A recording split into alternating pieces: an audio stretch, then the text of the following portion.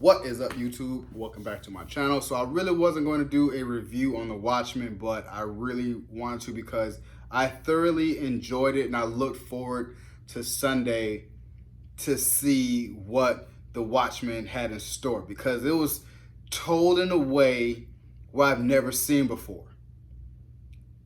Very weird. Very weird. And I was like, what the hell is going on? And for the majority of this season, I kept saying, if I don't see some superhero type shit, I'm not going to continue to watch this because I don't know where you're going with the story, because all I have to go off of is Watchmen the movie in 2008. So I knew the Rorschachs, I knew Dr. Manhattan, I knew the comedian, and the other two superheroes, which was Ozymandias and the other dude, and then the woman. So I didn't know enough to understand how this was going to come about. But I kept watching. And at some point, it was tying together. That's what made me really enjoy it, because it was tying together. I appreciated that. And just in that aspect, from Regina King playing Angela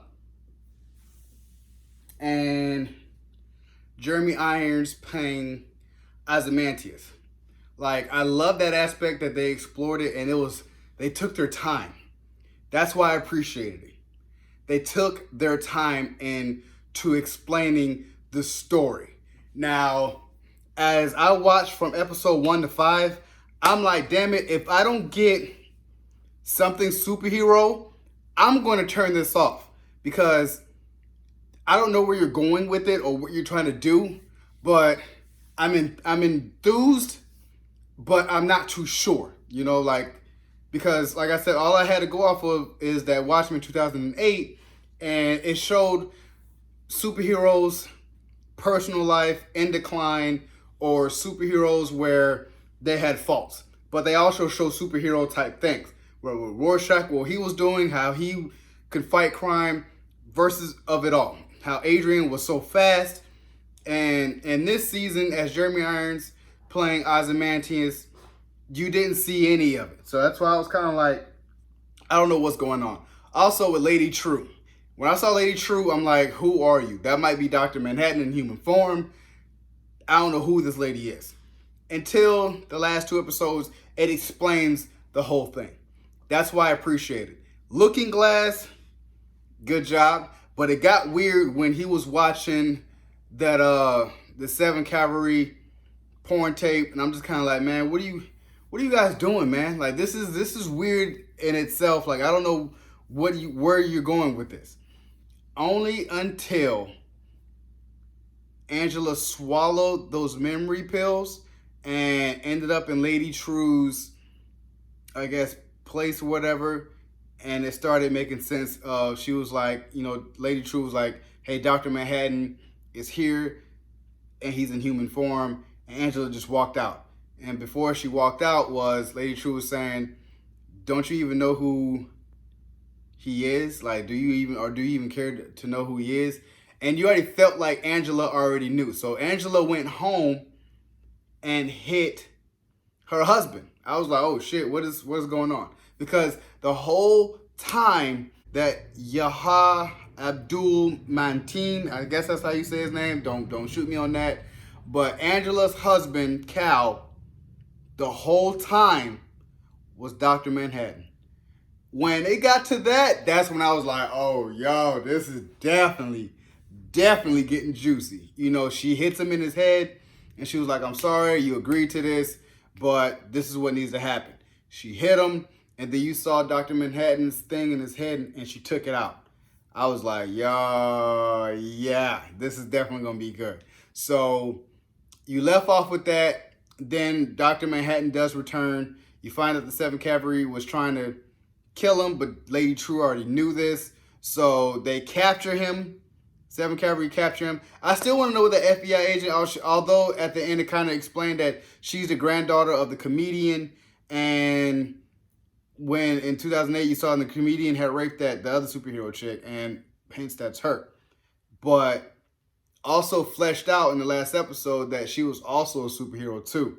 So that's why I was like, I want to see what her powers is, because she also knows who Ozymandias is, who Adrian is. So that's why I'm just like, I want to see this fully fleshed out. And knowing that Angela at the end it just made me appreciate it at the last 2 or 3 episodes, because you know that Angela is going to have some type of Dr. Manhattan powers. Hence, the last little 5 seconds of the last episode was she swallowed the egg, because it was always reference to egg in this whole season, meaning that the egg was a symbolism for rebirth or being reborn again, as a chicken lays an egg. Hence why he was saying, what comes first, the chicken or the egg? So that was always a reference in this, and that's why I always appreciate it, because I always caught that symbolism. And it was fleshed out. With the 7 Cavalry, it was fleshed all the way out. All the way.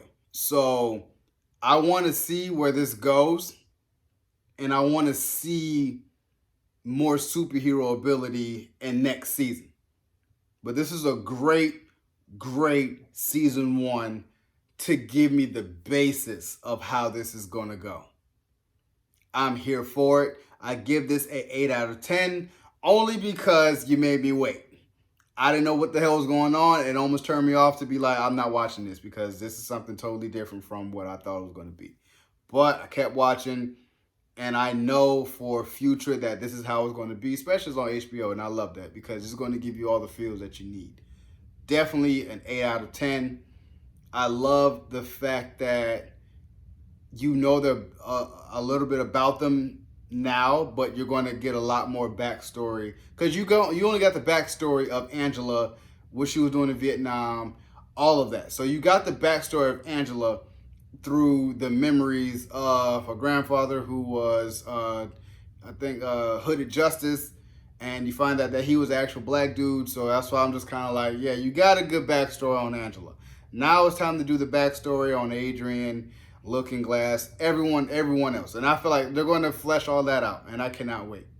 Cannot wait. So, if you guys enjoyed my reaction, or if you guys enjoyed my review for Watchmen Season 1, subscribe to my channel, post comment down below, like the video. It's your boy, D. Dyson.